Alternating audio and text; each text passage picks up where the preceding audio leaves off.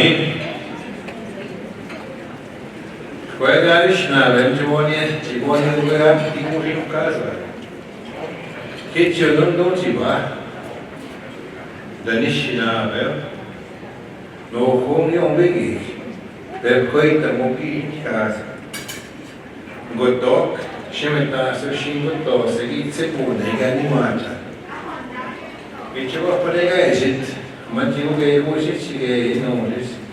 Urciuge ginuevene. Sigurve in moto, chi ci Anishnaabe, ue che canamainan, che Abinoonji. Vino elia convidi, e come caonendage, che Anishnaabe ochragi. Kai mi kai tap kanisisti, kangi mi tap kangi mi taishnagosisti, che Anishnaabe. E tu e ai in Vino e mi tainokko. Kawek kenda asal gevin, vicik kenda asal tawe, mapskiye, ego tashmiye, igani tibeni kusi, kita Anishnaabe okshagi. Minta siye nongun, we wata jindavainago, we kaita khina maiti nongo, kita shichigate go, Anishnaabe ongi yauksan, kaita. Yani ako isaga na simitas, ito plastic to, at isaga na simulay. Kana English easy, see what team na yan, right? Kanye ko team na yan. Anishnaabe, ni, pagod siya, hindi tayo. As I was introduced, I was wondering if I could fit such a description as the words that were being shared. My English French name is Lawrence W. Jourdain. I don't know what double stands for. Someone that had fun in Indian school and put the double in front in the middle of my name. My friend always says it stands for wiener. And I was wondering why I love wieners. I come from a community of a whopping population of 700. And we were isolated till about 2004. We speak our language and we practice our ways. And I was raised by my grandma. She had no English or French name. And everything that I know, everything that I talk about, is what my grandma shared with me. She passed about 16 years ago. At 116 years old. She taught me how to speak the old dialects of our nation in Treaty 3. I speak 3. Anishnaabe, Dochipwe, then I speak the old dialect, which is called Omashkasim. Domashkasim. And my grandma taught me that. The other thing Grandma always said, no matter what you become, grandson, never forget that you're Anishnaabe first. You're nothing else. You were born Anishnaabe. You will leave this world Anishnaabe. And no matter what you do, inside of your grandson beats Anishnaabe heart. No matter what you study, no matter what you do. She encouraged me to study. I have studied social work, studied history, studied anthropology, studied archaeology, studied law, and lately I've been studying quantum physics. My interests, because there's some things that I've seen as a youngster when I was with my grandmother that defied any laws of science. With her colleagues at that age group, I call them the real McCoys. I've seen those people do things that defy science. And I've seen them cure things that even medical science could not even begin to fathom how to deal with it. So the only thing that provided explanation for that was quantum physics. The other thing that my grandmother always told me is this: whenever you have an opportunity, grandson,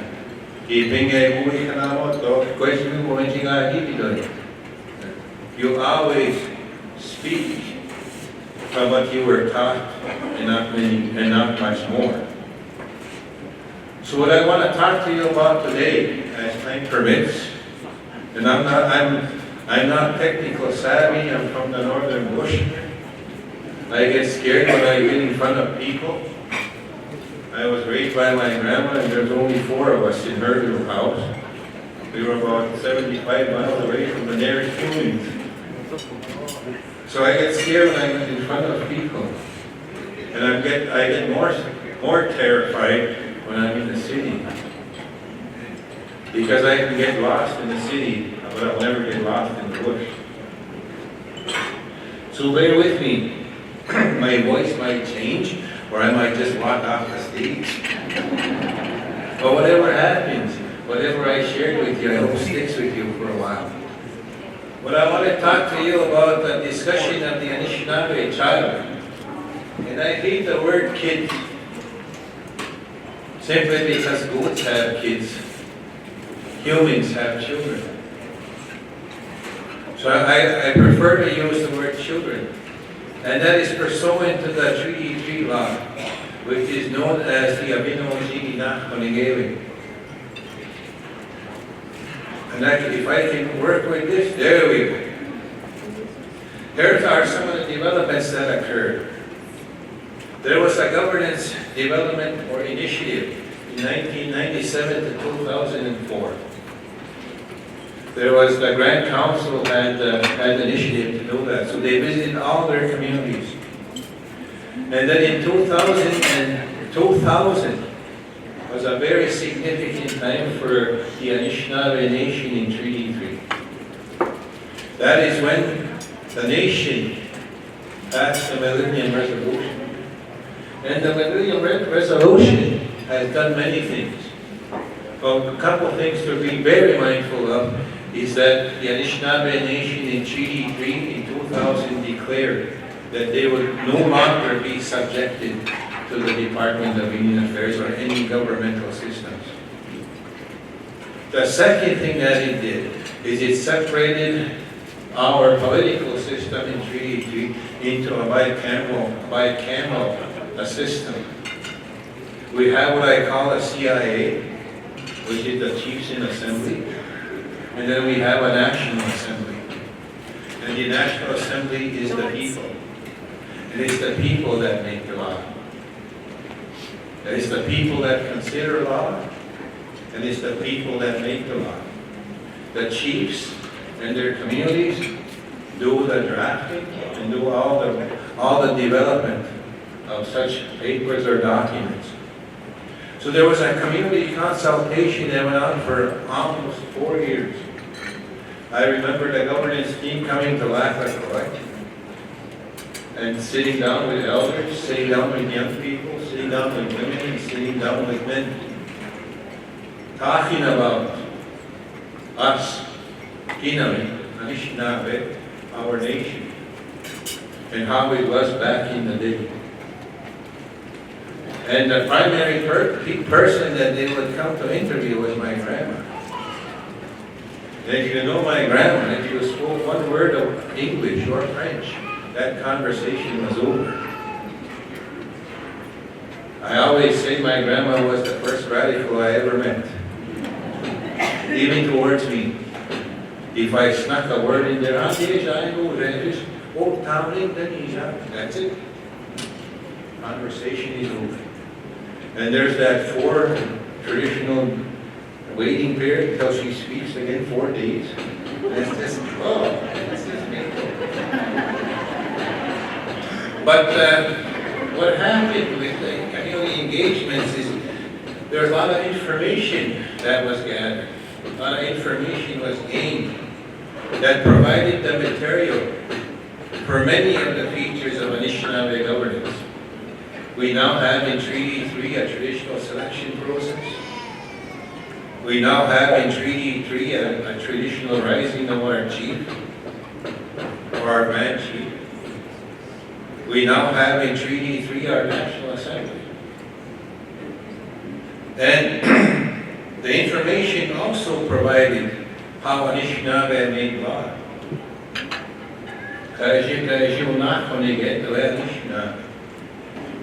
And very interesting things came from those discussions.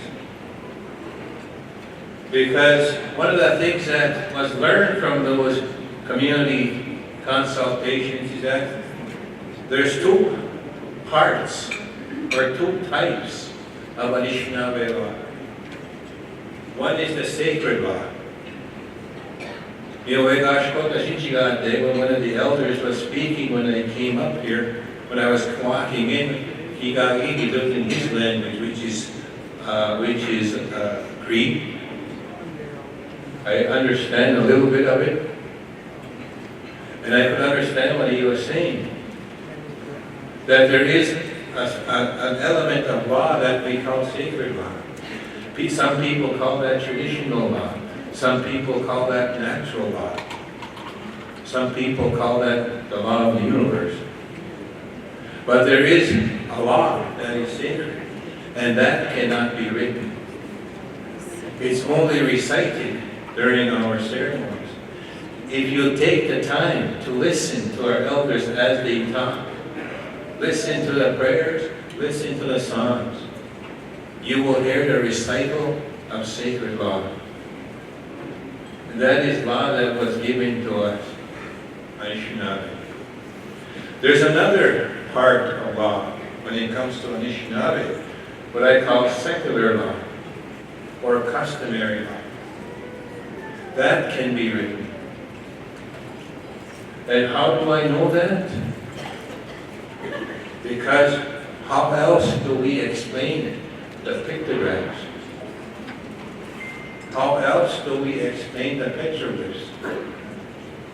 And how else do we explain the petroforms? Our people left them there for us. Because it was prophesied that we would come to this point. And that someone would rise one day and begin to understand what those are. And most importantly, my grandmother would say, how else do you explain the birch bark scrolls? Because inside the birch bark scrolls, although written as if they were hieroglyphics, are the symbols of how we wrote. Because in the birch bark scrolls are all the prayers and songs and the processes and procedures of the Mideli. They left it for us because we would be here one day. So what happens in Treaty 3? A chieftain assembly. They help develop laws. They provide drafting instructions with the help of the elders. They assembled a drafting team. I was one of them. And they did reviews and revisions of the document, made recommendations for consideration of the National Assembly. And then when the National Assembly was called to order, they rendered a record of decision that essentially enacted that law. It became the law of the nation in 2005. And those pictures that you see there, at the end, the first one that you see was the things that's my clan, the most powerful of clans in the Anishinaabe nation. Just kidding. According to my grandma, the one clan member that had the responsibility for Inakakoigewim is the Makwa. So details of the law, and that's why we see the Makwa here. It's the Abinoonji Inakakoigewim is customary law, which can be written. It has 17 whereas clauses and one therefore clause. There's 4 parts to it. There's 62 substantive clauses to the law. And then there was the sacralization or traditional validation of the law. As the document was being developed, the elders in their council told the drafting team and the Grand Council teams to take that document before the ceremony, or before ceremonies, of all four directions: shaking hands, blood lodges, blessings. Only until all of that was done was our law sacralized and ready to come before the National Assembly. And the National Assembly enacted it into law in 2005. One of the things that we always grapple with as Anishnaabe or as Indigenous peoples is this. And I've heard a former speaker talk about colonization. My grandma, she won a story, but she not a pen, and they get not is it or Anishnaabe. She will be able to know it's difficult for us to fathom in our minds, even in the deepest regions of our minds, no matter how small or how big your mind might be, is the ability and the capacity that we as Anishinaabe at one time may have been indeed independent. It's only been 1492, if you believe in the Columbus contact, or 1099, if you believe the Vikings. But it's only been a short period of time. What happened in that short period of time? How come we cannot even conceive of the idea that we can indeed make law? We can make law. And we don't need the province or the feds to tell you that. Keynote. We got to have the willingness to do so. So what is the other one thing to consider is we have to get that out of our noggins that we can't make our own law. I got Saddam, my grandma would say. She was saying, wake up every once in a while, smell the coffee. Because we did make law. Because what is that source of law? Anishinaabe has and was bestowed the authority to make law.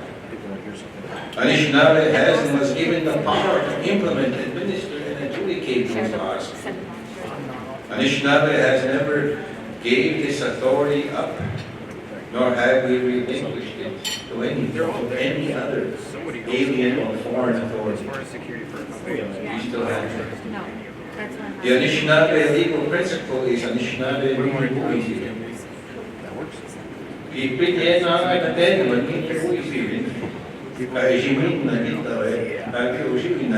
The Creator gave us Miniguizim. The Creator bestowed upon us the stewardship for Mother the Earth and anything that walks, crawls, swims, flies on it. We're responsible for that. Nobody else. And Miniguizim is such a very powerful word because that was something that was like a sacred contract given to us by our Creator. And Miniguizim is the authority of law to make our own law. And Miniguizim is so big. I like to say to my students when I teach, these are magic Ojibwe glasses you wear. And if you put them on, you will see the world as the Anishinaabe sees it. So put them on. Whoa! And if I was to ask you, go out there and see what Miniguizim it is, and look through my glasses into the window and see Miniguizim, you know what you would see? You would see the universe. Because that is what was bestowed to us.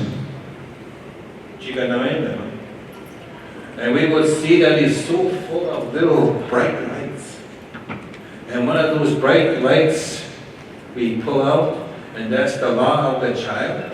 And when we put on our magnifying glass and look at that, we suddenly realize even that is all full of a lot of millions and millions of rings. And one of those rings, we pull it out, that's the safety and security of children. And that's what Abinoonji only is. It's not the law of the child. It's only one ring called safety and security. That's how much knowledge our people have. And the keepers of that knowledge are our elders. They keep it. The purpose of the law, Abinoonji, to provide for the well-being of children. Ensure that their best interests are understood and given effect. And we will talk about best interests here shortly. Prevent the intrusion of other laws or other jurisdictions in their lives contrary to their best interests.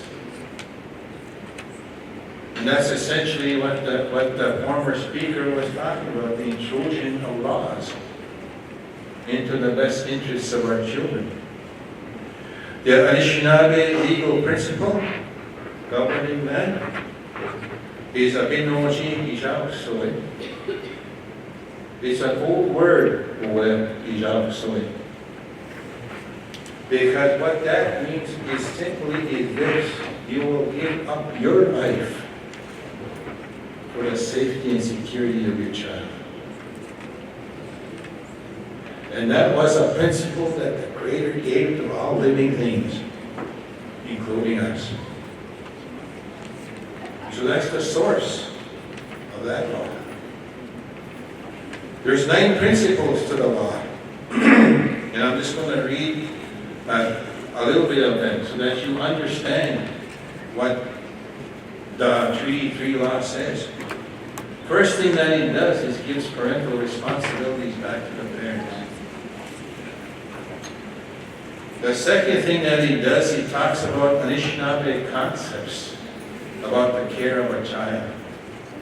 Kiname, ani wa kaisho mbigi awson. Shege ongwe di tute, magay na ito, kaisho tute ni, bisho ni tute. How many mixed clan members are there? Mixed clan members? You're all my brothers and sisters. And how many of us in this day and age consider ourselves as such? What happened? The other thing that we talk about, Adolphus and I. Where's Adolphus? Oh, there's a guy with a nice suit. He looks like the Indian agent. It's a traditional family system. Because we have to, I don't want to say revive. Revive means that something is about to die. We want to revitalize the traditional family systems. And how do we know that it exists? Because of the words we have in our language.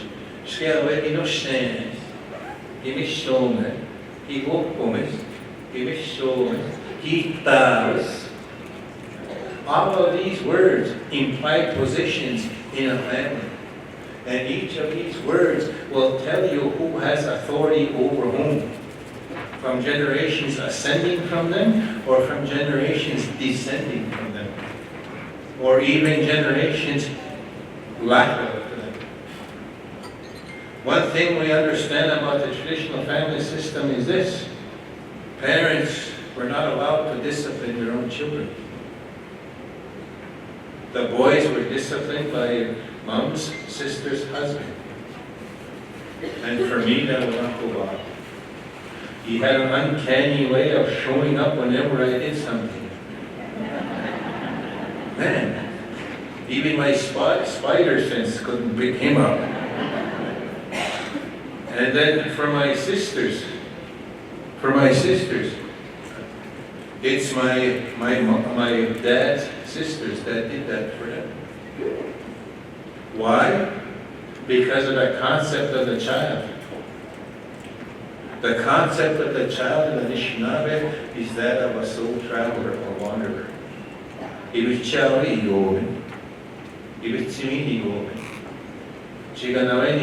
Abinoonji. He was given to us as a bestowment from Creator. So we can't afford conflict between the child and the parent. What I'm telling you is Ikwe teachings, lady teachings. And I know that because I used to listen to my grandma and her friends as they talked about women's responsibilities in their house. I used to say, Grandma, I'm scared to leave the door. And I give her my puppy dog face and she was the door open and keep what she was in the line. And because of that, I know a little bit about women's teaching. But I'm Larry, not Loretta.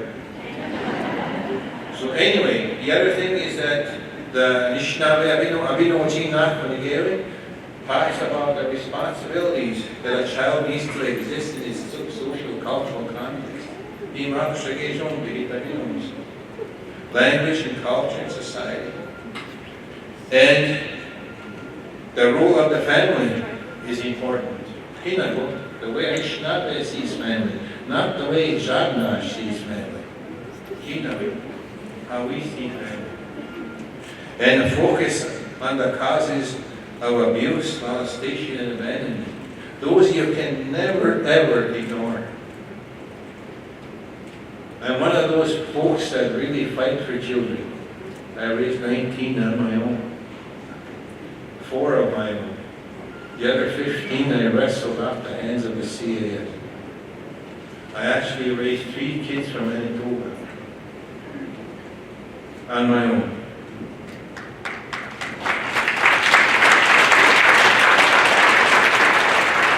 Because I don't want any of those children to experience those types of things. They need to be with their people. They need to be with us.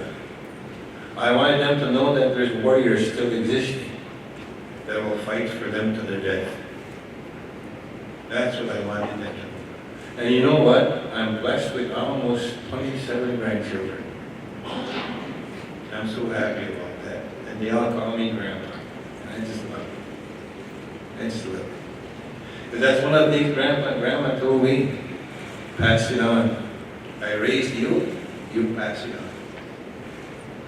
And all those 19 children, they're all successful at what they do. The legal principle for that, Abinoonji, Onoteizibin. Another old dialect word, Onoteizibin, which is all the hearts that we share together. Onoteizibin. The realities that affect the best interests of a child. There's nothing more traumatizing, and you heard them say that, and I've been saying that for years, is to take a child from a mom. There's nothing more traumatizing than that. It's tantamount to physical amputation. If you talk to people where their legs or their arms have been amputated, and the agony they feel, multiply that by 100 times, or even 1,000 times, on the agony the mother feels at the severance of her child. I can't even begin to fathom that because I'm a male. I will never ever have the experience of carrying a child. But just think of the sanctity of that. And the bond that must occur. No life is free of risk, nor will it ever be. The other thing I hear our people say is, we need to go back to our old ways. When our old ways, we were good to our kids. I got news for you, man. There was abuse back then too. Worse. There was warriors that killed children. So, We got to get away from that whole notion of what I call Hollywoodization of our culture. Our culture is beautiful, yes, but we also need to understand that we are never free of risk. Living conditions are no reasons for risk. And I don't know how many times I've said that with social workers. I grew up with grandma in a one-room log cabin out in the bush. We drank from the lake. We got our meat from the land and from the fish. We had our own garden. We had all the traditional wild onions and all that kind of stuff. I learned to operate a rifle by the time I was 5 years old. We had no electricity, and she always said, yeah, we had running water, because I could ask my grandson to go and run for water. But none of that ever led to any risk for me. But we use such conditions nowadays to assess risk. And I find that so ludicrous. It defies our human intellectual functioning when you start doing that. Standards that reduce risk are injurious to the child. And what I mean by that is the Ontario regulations on standards. They're injurious. They harm our children. When you really think of it, those are Euro-Canadian standards, not Anishnaabe standards. And unless you can convince me that a tiger will change its stripes, will I know that those standards will protect Anishnaabe children? Until then, argue till your heart vessels break. Because I'm going to continue to raise Anishnaabe children. Anishnaabe principle that governs that is an Abinoonji activity. And you'll see that in Treaty 3 law, Abinoonji activity. In the old days, when I walk into the wigwam, and somebody would say, Abinoonji Anishnaabe, all I would need to say, Abinoonji activity, and all of you would understand what I'm there for. That's all I need to say. We got to get back to those times. And that's all you need to say. The best interest of the child, as I said earlier, the child is a soul wanderer that came to us. Thus the care of the child is sacrosanct. That's the only word that I can find in Ojibwe that means where true people take that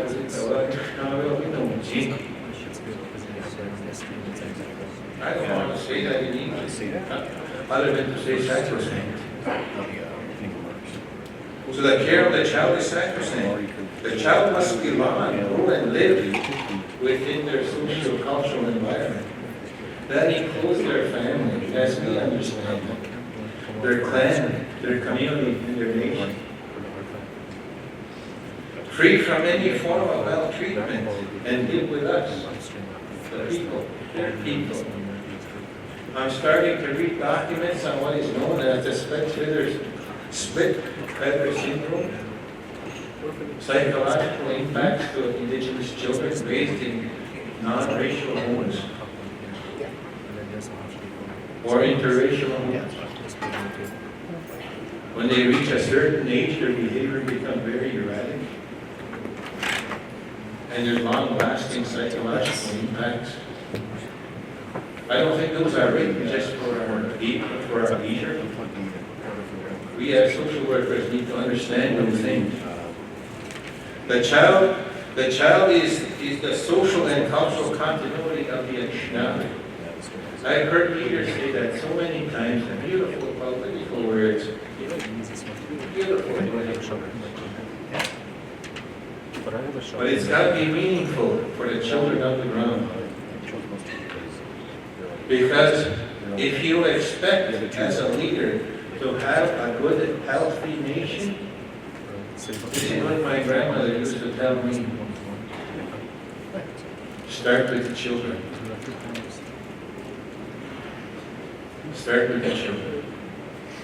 And 20 years from now, grandson, they'll be the most powerful warriors in the Ojibwe nation. That's where it begins. The legal principle again is Abinoonji. What does the Abinoonji say?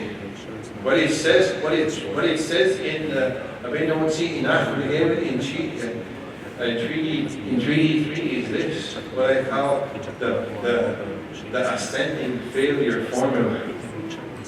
You gotta understand, I'm a physicist, so I love formulas.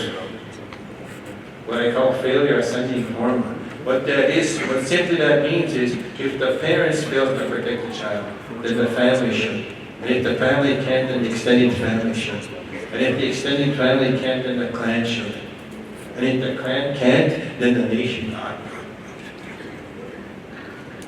Nobody else. And if the nation can't, then it doesn't have any right to live. I firmly believe that. You can't call yourself a nation if you can't take care of your own children. You can't.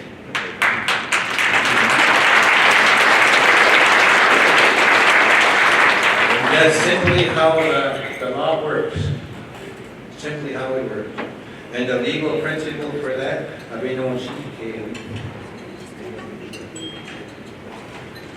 Authority, according to the law, every citizen in Treaty 3 has the authority to intervene when they see that a child is being maltreated. And in the old days, that is what we did. In the old days, we would intervene when a child was being maltreated, because our very continuity as a nation rests on that child. We got to return to that time. And there's a whole structure in Treaty 3 law that talks about workers, agencies, all of that stuff.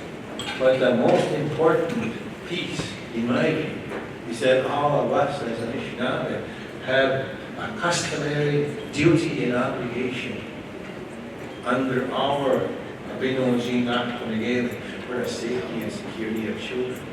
And the legal Anishnaabe principle that operates with that, Abinoonji.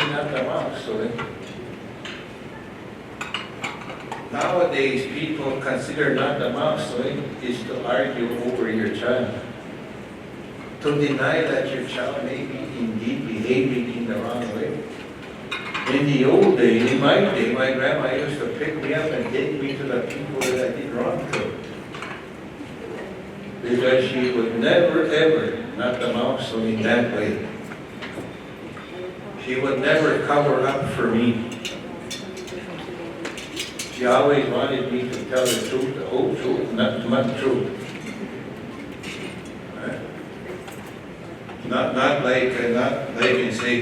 Not say I'm guilty, I'm innocent until proven guilty. No, you're guilty, grandson, and you will go apologize to Mrs. Jones. Been doing that to me since I was 4 years old. Back home, they call me, we call people at this. You guys understand what that is? That's a child that you don't want your child to become. So the legal principle is Abinoonji, not the mouse, right? And there's, in Treaty 3 law, is placement by consent. Every placement is by consent. And that's our old ways. Okay? Our old ways. And that preferential placement, it goes something like this, if my memory serves me correctly. is that first of all your family, as we understand, then your extended family, then your clan, and then other people in the community. And then later on, if they can't do it, then other Anishnaabe in neighboring communities. And finally into the nation. Nowhere in the law does it say that Anishnaabe child upon apprehension shall be immediately replaced with Euro-Canadian foster parents. It doesn't say that anywhere. In Abinoonji, Inakakoigewim. Abinoonji, Inakakoigewim endorses customary care. Keynote, Anishnaabe, how we raise our children, how we ensure the safety and security of children. It's not customary care in accordance to the province of Ontario. Because in province of Ontario, customary care was recognized in 1998. And a lot of people say, well, that's when customary care was born. No, Yahweh indeed, first man. It predates any arrival of any other race into this territory. We've been doing it for years. And the other thing is custom adoption. I was raised by my grandma, and I was customarily adopted. The legal principle is Abinoonji, Inakakoigewim. And this is where I end. This guy here, Jourdain, according to our legend, is the most fiercest creature here on earth that knows about not the mountains away. He's too fierce in the protection of his children that he'll also kill his children to protect them. That's how fierce this is. So I wanted to end with that. What are the 13 rights of Anishinaabe children? They have a right to their name. They have a right to their clan. They have a right to their medicine match. They have a right to their culture. Anishnaabe, their language,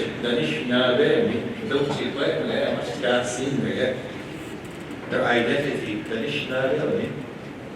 for good life,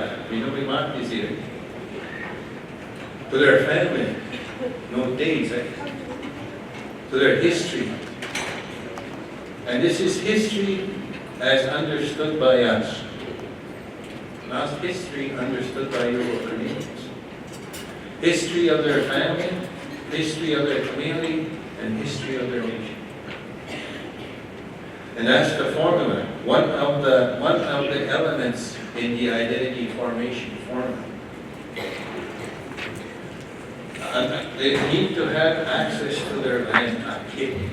I know every inch of a place called Inakakoigewim First Nation. Every inch. I can walk that place blindfolded. But I can't still find that bottle that I put my money I stole from my brother Leon years ago. Their lifestyle in Inakakoigewim were hunters, they're most hunters. So all the children need to have access to knowledge and that skill.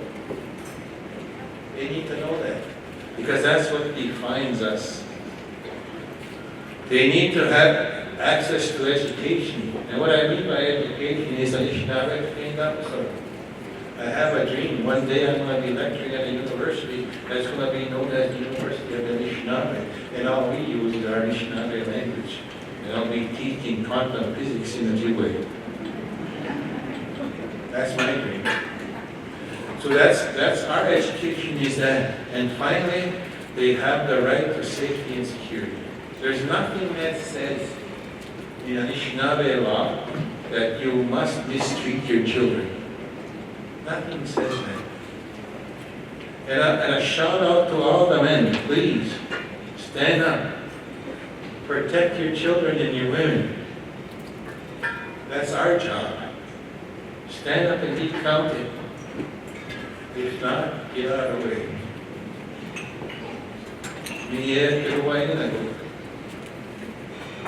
And there's my clan again.